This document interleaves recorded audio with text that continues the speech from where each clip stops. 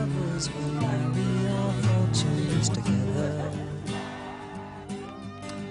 2 years ago, our country was at a crossroads, and millions of Americans chose the path blazed by independent Senator Bernie Sanders.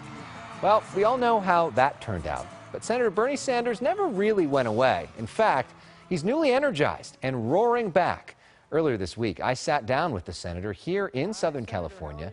We talked about a variety of topics, but I began by asking, where does he see the future of the progressive movement? Yeah, you're relaxed and comfortable. I see it going nowhere but up, and I'll tell you why. On virtually all of the major issues facing our country, and that is raising the minimum wage to a living wage, pay equity for women, rebuilding our crumbling infrastructure, making sure that healthcare is a right for all people, not just a privilege, making public colleges and universities tuition-free, common sense gun safety legislation, immigration reform, criminal justice reform. You know what?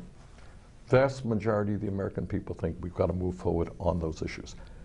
You tell me how many people you know think we should give tax breaks to billionaires and cut Medicare, Medicaid, and Social Security. So we have the agenda, and I think the grassroots movement all over this country is moving forward pretty aggressively. But you don't have the votes right now. I mean, the huge revolution all across the country, all the rallies, and yet Republicans get in there and they pass a tax cut, which just increases income inequality. Well, that's absolutely right.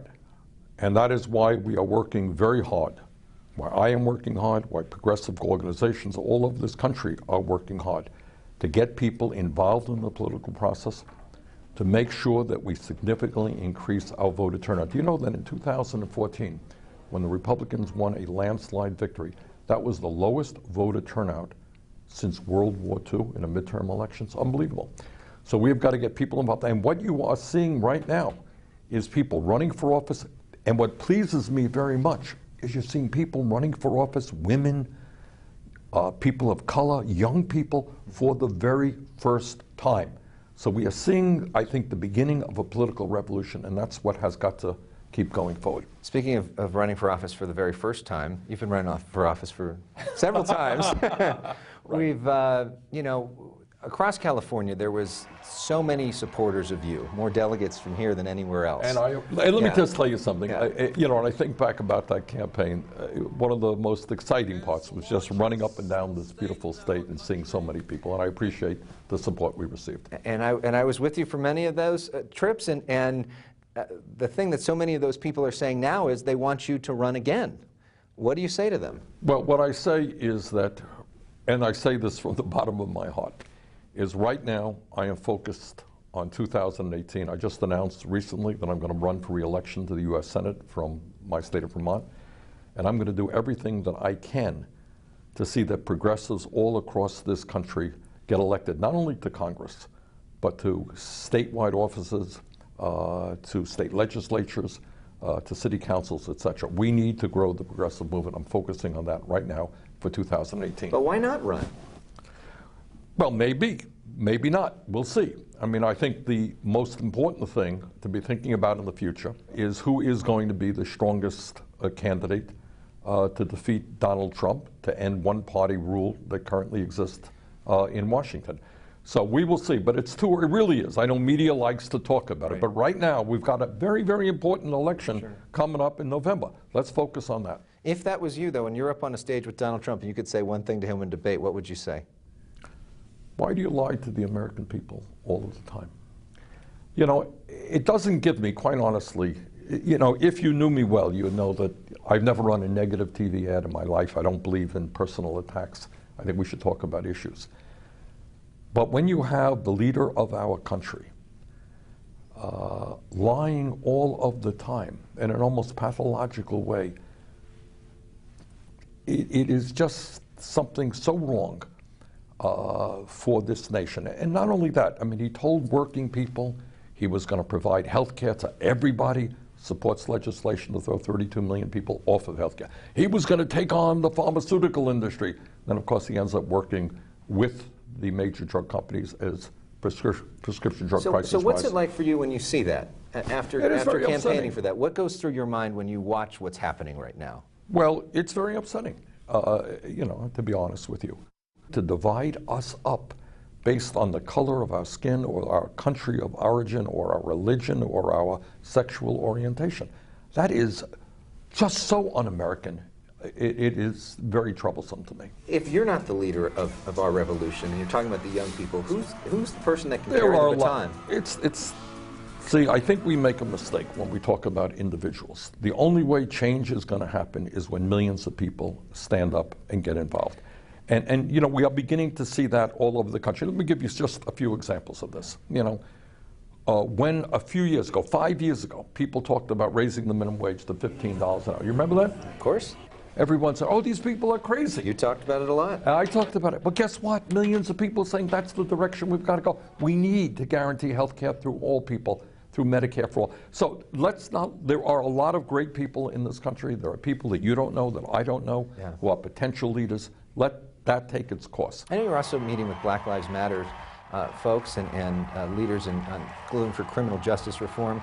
Do you see any possibility for that? Absolutely. Do I see it? It's happening. Yeah. It's happening. I was in Philadelphia, Pennsylvania a month or so ago. You got a district attorney there now who is working hard successfully to lower the prison population. We have more people in jail in the United States today, over 2 million people, than China has, an authoritarian communist country. We spend $80 billion a year locking up fellow Americans. We have, and this is really quite unbelievable, and I think a lot of people don't know this, we have some 400,000 people in jail today for the crime of being poor. They cannot afford cash bail.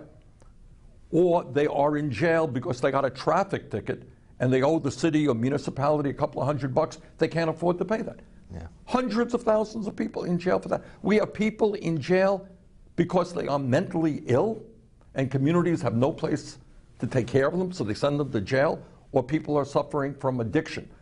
So we have a criminal justice system that is broken, it is dysfunctional, it is racist in many respects. And are your supporters who say if you would have been the nominee, you'd be president right now, right?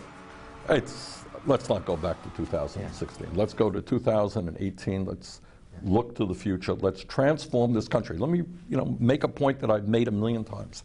This is the wealthiest country in the history of the world.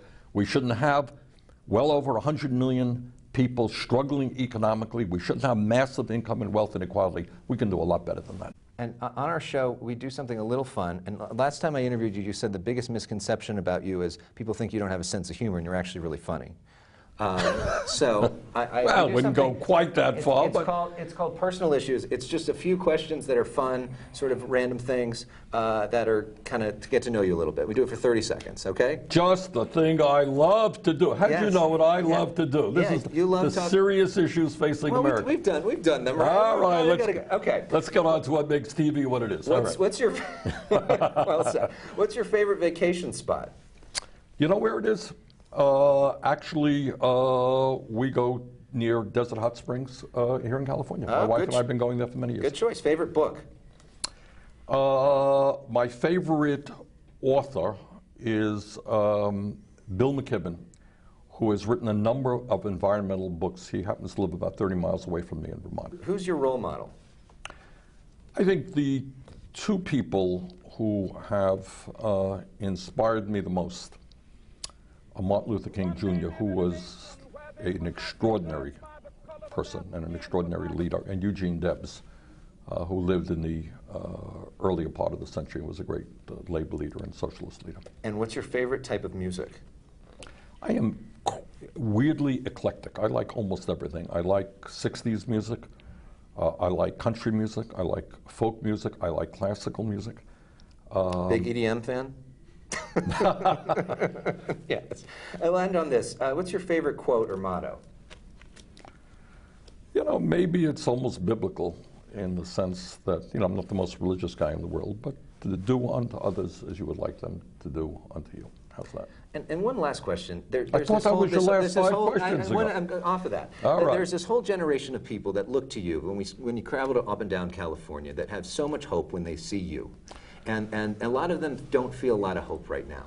What's your message to the young people who believe in the revolution, who are feeling disengaged, disenfranchised, and a little upset right now what's happening in the country. All right, they should be very upset with what's happening in this country, but they should also understand that change never comes easily. If it comes easily, it's not real change. They should understand, first of all, they should understand and be proud that our younger generation, all of us should be proud, is in many ways the most honest, least racist, least sexist, least homophobic, least xenophobic generation in the history of this country. I mean, I've had the opportunity to meet young people all over this country, my own state of Vermont, California, all over. These are beautiful kids, and we should be very, very proud of them. And the other thing that I would say is that please study history. Understand the struggles that people have had to undertake, whether it was workers in the labor movement, African Americans in the civil rights movement, women in the women's movement to get, to end second-class citizenship, the gay community. Change never comes easily, but we can do it. Our thanks to Senator Bernie Sanders. He told me he'd be back here in California often in the years to come and wants to talk with us more when he does. So, what did you think of what he just said?